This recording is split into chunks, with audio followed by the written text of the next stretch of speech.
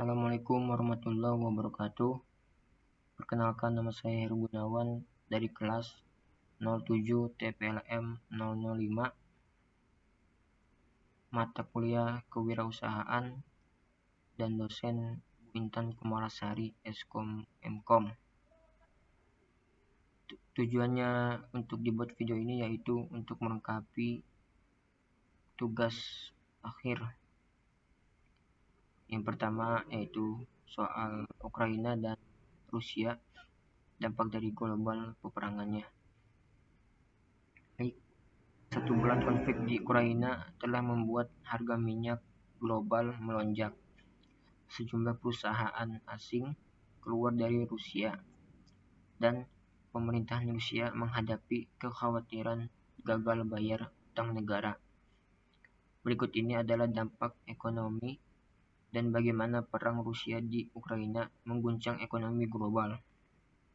Yaitu yang pertama, harga komoditas melambung.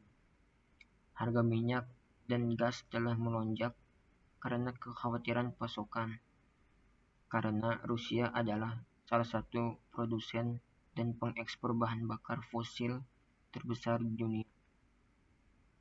Minyak mentah Brent North Sea patokan internasional mencapai harga 90 US dollar per barel pada Februari 2022. Dan pada 7 Maret 2022 harganya melonjak tinggi, yaitu sekitar 139,13 US dollar, mendekati level tertinggi 14 tahun dan harga tetap sangat fluktuatif. Yang kedua yaitu adalah ancaman pada makanan.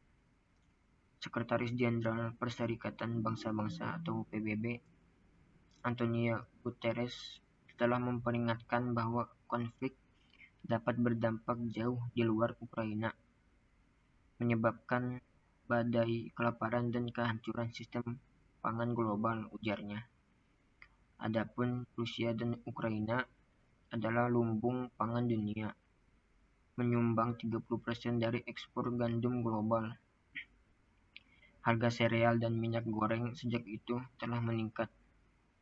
Organisasi Pangan dan Pertanian PBB atau FAO mengatakan bahwa jumlah orang yang kekurangan gizi dapat meningkatkan 8 hingga 13 juta orang selama tahun ini dan tahun depan.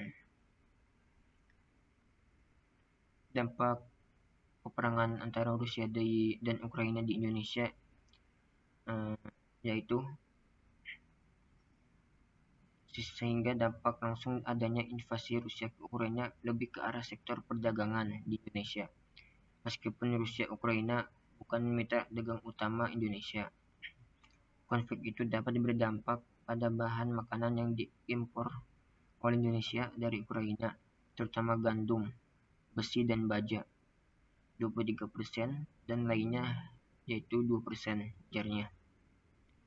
Untuk itu lanjut, produsen mie, roti, dan tepung bergantung pada impor gandum dari Ukraina, sehingga perlu diverifikasi untuk komoditas tertentu.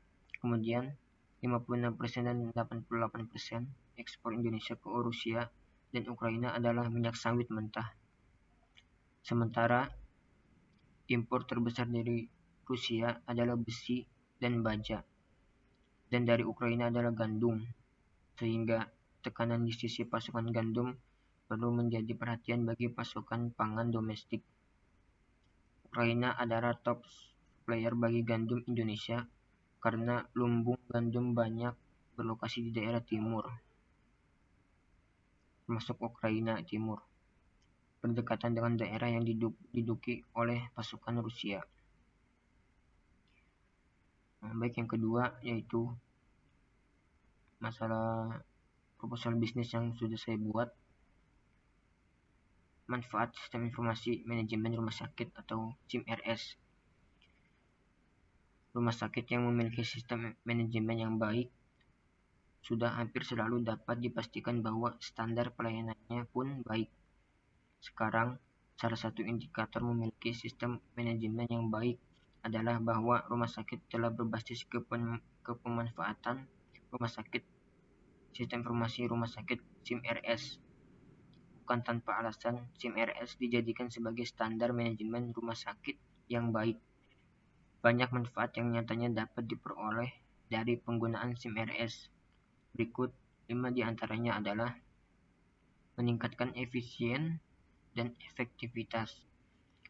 Dengan menggunakan SIM-RS, berbagai tugas akan lebih cepat ditangani tanpa perlu membuang-buang waktu dan tenaga. Pelayanan pasien juga akan lebih efektif karena pihak rumah sakit dengan mudah hanya perlu mencari data dari riwayat kesehatan pasien dalam database rumah sakit, sehingga akan lebih cepat dan tepat dalam menentukan tindakan medis yang sesuai. Yang kedua, terintegrasi dengan semua bagian secara otomatis. Sistem yang terintegrasi otomatis dengan bagian administrasi, klinis, keuangan, dan teknis dapat membantu rumah sakit dalam mengelola dan memantau data informasi aktivitas secara mudah, baik secara keseluruhan maupun spesifik. Yang ketiga, memudahkan proses penganggaran budget. Dengan terintegrasinya semua bagian rumah sakit dalam satu sistem, pihak rumah sakit dapat dengan cepat dalam menganalisis dan mengambil kebijakan. Begitupun penganggaran dana yang juga dapat direncanakan secara mudah, cepat, dan akurat. Yang keempat, yaitu memudahkan penghitungan stok obat dan alat kesehatan. Manfaat penggunaan SIM-RS selanjutnya adalah memudahkan bagian gudang dan apotek rumah sakit dalam menghitung serta mengatur persediaan obat dan alat kesehatan. Yang kelima, memudahkan penyusunan laporan kinerja dan keuangan.